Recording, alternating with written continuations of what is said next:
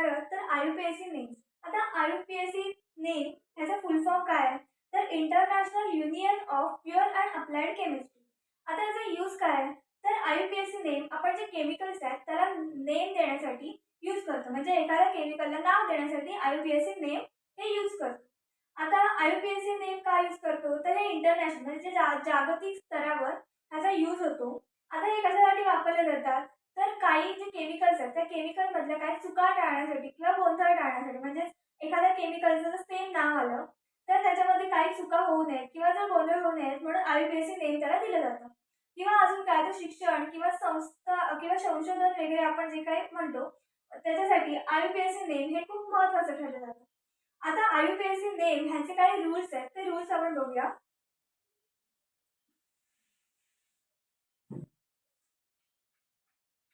IUPAC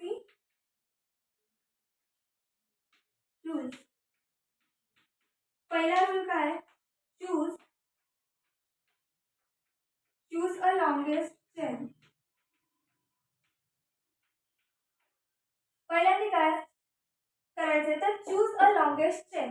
म्हणजे काय, आपल्याला एक चेन दिलेली असते किंवा आपण काय म्हणू शकतो CH3 CH2 CH2 CH2 CH3 किंवा अजून काय इथे आपल्याला CH2 CH3 असं समजा जर दिलेलं असेल तर आपल्याला काय करायचे, जे लॉंगेस्ट चेन आहे तर त्या लॉंगेस्ट चेनला आपल्याला चॉईस करायचं. आता आपण काय करू शकतो 1-2 असं पण नाव देऊ शकतो, पण असं न देता आपल्याला जी लॉंग चेन आहे त्याला आपल्याला नाव द्यायचं. म्हणजे 1 2 3 4 5 काय 1 2 3 4 5.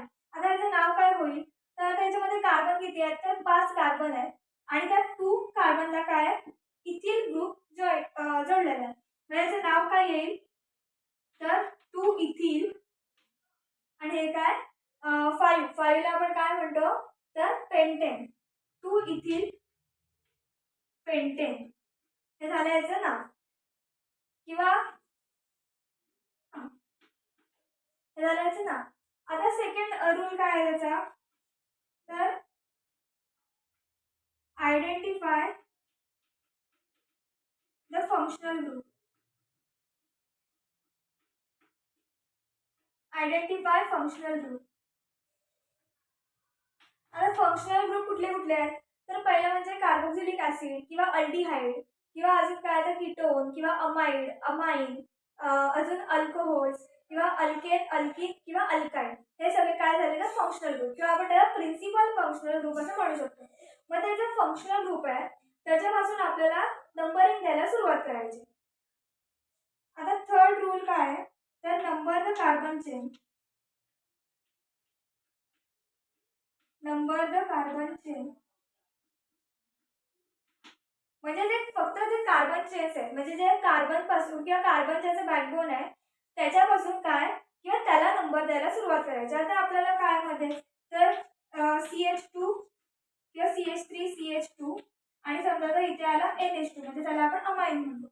तर जर इथे नायट्रोजन आला तरी पण याला काय करायचं, नॉमेनक्लेचर कुठून द्यायचं तर फक्त कार्बनला नॉमेनक्लेचर द्यायचं. म्हणजे काय तर कार्बनला नंबर द्यायचा. हा झाला तिसरा रूल. आता फोर्थ रूल काय आहे?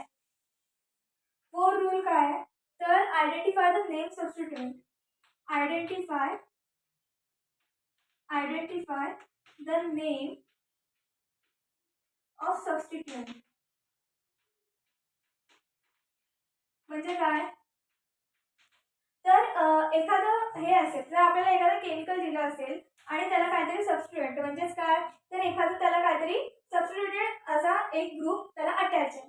मग आपण काय करायचं तर त्या अटॅच ग्रुपला पहिल्यांदी म्हणजे कुठलं काय आहे ते आधी आपल्याला त्याचं ओळखायचं. म्हणजे एखादा फंक्शनल ग्रुप आहे किंवा एखादं काय दिलंय तर काय म्हणू शकतो नायट्रोजन आहे सल्फर आहे हे जर समजा त्याला जर अटॅच असतील तर आधी त्याचं नाव ओळखायचं किंवा नेम ऑफ सबस्टिट्यूएंट किंवा identify the name of the substituent. म्हणजे कुठला ग्रुप सबस्टिट्यूएंट आला आहे किंवा नायट्रोजन ग्रुप असेल NO2 आता तर ते आपल्याला आधी ओळखायचं, त्याचं नाव ओळखायचं. त्याच्यानंतर पाचवा रूल काय आहे तर arrange the substituent alphabetically. Arrange the substituent alphabetically. Alphabetically. म्हणजेच काय, जर समजा त्या एखाद्या केमिकलमध्ये एखादं एक्झाम्पल आपण लिहू, तर काय CH3 CH2 काय CH3 किंवा CH2 CH3 CH3 जर समजा असं असेल CH2 आणि CH3. आता ह्याच्यामध्ये काय झालं किंवा इथे CH2 CH3. आता इथे काय थर्ड पोझिशनला काय आहे, तर 2 मिथिल्स ग्रुप आहे. मग आपण इथे काय लिहू शकतो, एक तर डाय असं लिहू शकतो. जर अजून कुठलं वेगळं सबस्टिट्यूएंट असेल तर ट्राय म्हणू शकतो किंवा अजून काय हेक्सा म्हणू शकतो. असे काय जे जे काय किंवा जे सबस्टिट्यूएंट जे ऍड झालेले असतील त्याला अल्फाबेटिकली ऑर्डर आपल्याला करायचे. म्हणजे काय ABCD म्हणजे जो पहिला लेटर येईल ते आपल्याला पहिलं लिहायचं. म्हणजे 5वा रूल काय झाला, arrange the substituent alphabetically. 6 rule काय आहे, 6 rule use prefix for identical substituent.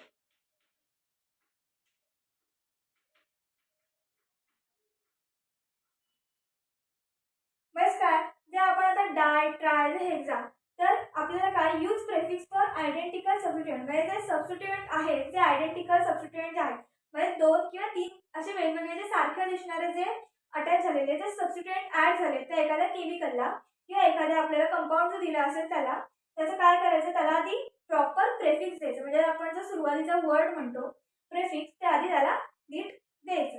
त्याच्यानंतर काय 7वा रूल आहे इंडिकेट मल्टिपल बॉन्ड. 8वा इंडिकेट मल्टिपल बॉन्ड. म्हणजेच काय, तर एखाद्या कंपाऊंड मध्ये डबल बॉन्ड असेल ट्रिपल बॉन्ड असेल तर त्याला आधी आयडेंटिफाय करायचं. म्हणजे जे बॉन्ड्स आहेत समजा आपल्याला काय तर सिंगल बॉन्डच्या बाजूला काय डबल बॉन्ड. तर आता ह्याचा एक रूल काय आहे, तर CH2 CH3 CH double bond CH CH2 आणि इथे आहे OH समजा. तर ह्याच्यामध्ये आधी प्रायोरिटी कोणाला देतात, तर आधी फंक्शनल ग्रुपला प्रायोरिटी द्यायची आणि त्याच्यानंतर डबल बॉन्डला आणि त्याच्यानंतर त्याचं नॉमेनक्लेचर लिहायचं. हा झाला 7th रूल. आणि 8th रूल काय आहे, राईट अ कंपाऊंड नेम. म्हणजे त्याच्यानंतर पूर्ण जे आपल्याला जे काही माहिती मिळाली किंवा जी काही इन्फॉर्मेशन मिळाली त्याच्यावरनं write the name of compound. Write the name of compound म्हणजे जे कंपाऊंडला त्याचं नाव द्यायचं. हे झाले IUPACचे रूल्स. आता आपण काही एक्झाम्पल्स बघूया की काय कसं नाव द्यायचं त्याचं.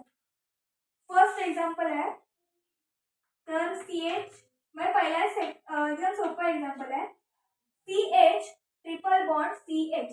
आता याच्यामध्ये काय ट्रिपल बॉन्ड आहे आणि आपल्याला इथे कार्बन चेन्स का किती दिसत आहेत, तर किती कार्बन्स आहेत इथे, तर 1 आणि 2 इथे कार्बन्स आहेत. मग आता इथे काय 2 जर कार्बन असतील तर काय म्हणतो आपण, 1 असेल तर मिथिन, 2 असतील तर इथेन. आता इथे ट्रिपल बॉन्ड आहे, ट्रिपल बॉन्डला आपण काय म्हणतो, सिंगल बॉन्डला काय म्हणतो, तर ANE म्हणजेच अल्केन. अल्केन त्याला आपण सफिक्स काय घेतो, तर ANE. जर 2 बॉन्ड असतील तर आपण त्याला काय म्हणतो, अल्कीन. त्याला आपण सफिक्स काय घेतो, ENE. आणि जर 3 बॉन्ड असतील तर त्याला आपण म्हणतो अल्काईन. तर त्याला आपण सफिक्स काय घेतो, तर YNE. म्हणजे आता ह्याचं नाव काय होणार आहे, इथिन. हे काय इथिन आहे त्याच्यामुळे याला ट्रिपल बॉन्ड असल्यामुळे काय येणार, इथाइन. मग आपण काय ईच्या पुढे फक्त YNE हा आपण हे वर्ड फक्त लावले. आता सेकंड एक्झाम्पल काय आहे, तर CH3 CH2 किंवा CH डबल बॉन्ड CH आणि CH3. आता याचं नाव काय आहे, तर पहिला आता इथे काय 1 2 3 4 कार्बन्स आहेत म्हणजे आपण त्याला काय म्हणू शकतो, तर ब्युटेन म्हणू शकतो. पण आता इथे आपल्या सेकंड पोझिशनला काय दिसते, तर डबल बॉन्ड आहे म्हणून त्याचं नाव कसं लिहिणार आपण, तर ब्यूट. सेकंड पोझिशनला काय आहे, तर डबल बॉन्ड आहे म्हणून 2 आणि सेकंड पोझिशन काय म्हणतो अल्कीन म्हणजे आपण त्याला सफिक्स काय देणार, तर ENE हा झाला त्याचा सफिक्स. थर्ड एक्झाम्पल काय आहे, तर CH3 CH2 C double bond OH. आता याच्यामध्ये काय आहे, तर फंक्शनल ग्रुप दिसतो आपल्याला. फंक्शनल ग्रुप कुठला आहे, C डबल बॉन्ड OH म्हणजे OH आहे. म्हणजेच त्याला आपण काय म्हणतो तर ऍसिड. आता याच्यामध्ये कार्बन किती आहेत 1 2 3. ह्याच्यामध्ये किती कार्बन आहेत तर 3 कार्बन्स आहेत. मग आता याला नाव काय येणार म्हणजे इथिल, मिथेन, इथेन आणि प्रोपेन. म्हणजे थर्ड नंबरला प्रोपेन आहे म्हणजे 3 कार्बन असल्यामुळे आता याचं नाव काय येणार तर प्रोपॅनिक ऍसिड. प्रोपॅनिक ऍसिड हे झालं याचं थर्डचं नाव. फोर्थ काय झालं, फोर्थ काय एक्झाम्पल आहे तर CH3 CH2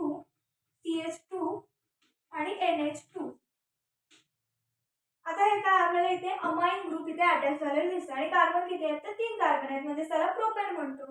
म्हणजे काय 1 पोझिशनला काय आहे 1 2 3. 1 पोझिशनला काय फंक्शनल ग्रुप आहे. म्हणजे काय फंक्शनल ग्रुपला सुद्धा स्मॉलेस्ट नंबर आला पाहिजे असं आपल्याला नंबरिंग द्यायचं. इकडून सुद्धा देऊ शकतो पण ॲज फंक्शनल ग्रुपला काय 4 किंवा थर्ड नंबर आला असता म्हणून आपण नंबरिंग देताना इथून फंक्शनल ग्रुपच्या बाजूने देतो.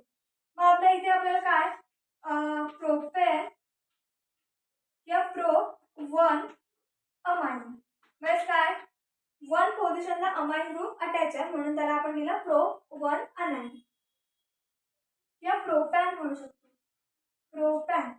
आणि फिफ्थ लास्ट एक्झाम्पल आहे CH3 CH2 and CH2.